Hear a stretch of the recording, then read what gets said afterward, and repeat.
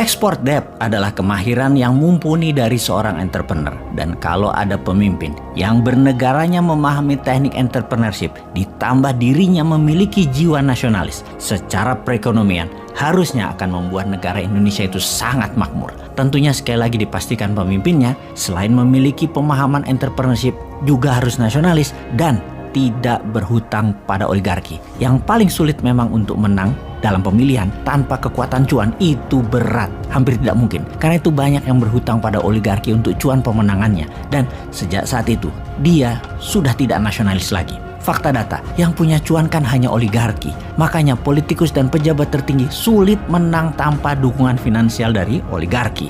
Itu adalah fakta. Selama oligarki jadi bohir dan jadi sponsor, maka rakyat selamanya akan jadi penonton dan hanya jadi pasar. Saat ini, para calon yang ada semuanya adalah birokrat. Tidak ada yang berangkat dari entrepreneur nasionalis tanpa aliansi politik oligarki.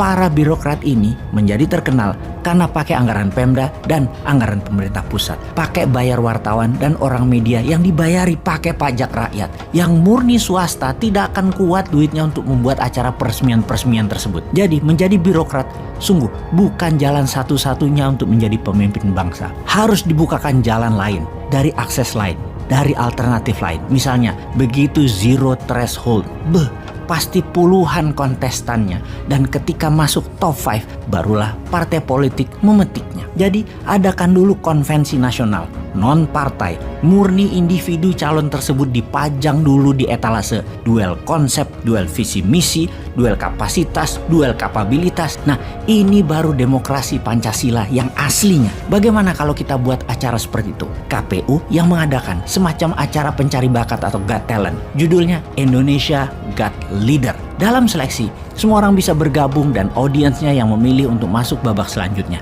Sampai tersaring 10 besar. Ketika 10 besar, ya diserahkan kembali ke partai politik. Mana yang mau mereka usung. Pastinya tanpa partai pengusung pun kandidat berhak maju. Bagaimana sahabat muda? Setuju? Ayo buat resolusi dan kerahkan kekuatan Anda. Ekspresikan ide ini demi Indonesia berdaulat atau Indonesia akan tetap jadi korban hutang. Sahabat semua, kita kembali ke export debt yang saya contohkan dari apa yang pebisnis biasa lakukan, dan kali ini pengalaman pribadi saya. Saya memiliki sebuah mesin pirolisis untuk membuat oli bekas jadi bensin, jadi solar atau MFO, Marine Fuel Oil, di Pasuruan, Jawa Timur. Mesin ini saya beli dari Eropa, mesin bekas yang sudah direkondisi. For the sake of discussion ya, kita katakan misalnya harga mesin ini adalah 5 juta dolar atau sekitar 70 miliar rupiah. Ini adalah peristiwa 10 tahun yang lalu. Saya meminjam dana 80% dari bank asing. Ketika di tahun keempat, kewajiban hutang tinggal 50%, saya mencari mitra di Malaysia untuk membangun pabrik pirolisis. Di Malaysia banyak oli bekas yang mitra saya dapat kontraknya, dapat buangan dari Petronas. Singkat cerita, saya bilang ke mitra saya punya pabrik harganya 6-7 juta dolaran. Kalau kamu mau, kita pindahkan ke Malaysia. Mitra saya dapat 80% saham, saya hanya 20%. Tanpa keluar modal mitra saya tersebut. Dan tak lama mitra saya dapat pinjaman bank, kira-kira 80% dari nilai proyek tersebut. Pabrik itu sekarang masih jalan, namun kapasitasnya tinggal hanya 40%. Harusnya sih sudah diamortisasi, sudah nol nilai dagangnya. Intinya hutang saya dengan jaminan pabrik di Pasuruan tersebut lunas pada bank dan juga plus profit. Masih punya saham 20% lagi di Malaysia. Kali ini yang berhutang adalah mitra saya yang di Malaysia. Itulah yang dinamakan export debt yang banyak dilakukan oleh pengusaha dari negeri kakak tertua yang jadi pujaan banyak pejabat di sebuah negara. Cerita pirolisis adalah kisah nyata.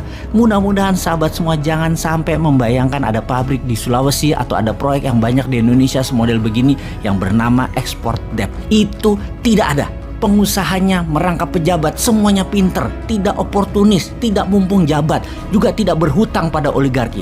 Mereka semua pasti nasionalis.